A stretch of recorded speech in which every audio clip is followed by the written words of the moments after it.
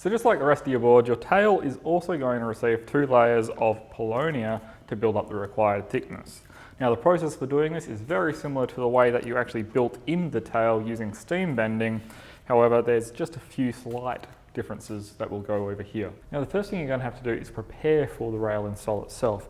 So that means trimming off any overhanging rail from the outside rails, as well as preparing 4 rail blanks that roughly match the profile of the tail that you're installing. Then you're going to have to soak those bits in water so that we can do the steam bending to get it to conform to our tail shape. Now, unlike the rest of the rails, I like to build the tail in 1 layer at a time, and that way we can interlock the ends of the pieces so that it creates a nice pattern on the underside of the board.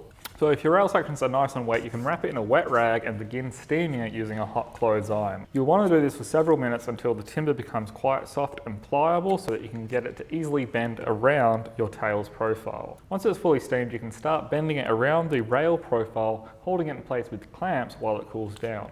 Once it's had time to cool, you can remove the clamps, apply glue and clamp it back in place and allow it to dry. Now here you can see that I applied a clamp to the actual rail of the frame so that my spring clamp would have something to clip onto to get the rails to bend and meet up nice and tight with the tips of the board. Now you're going to repeat this step 3 more times until you're left with 2 additional layers of rail on both sides of your tail.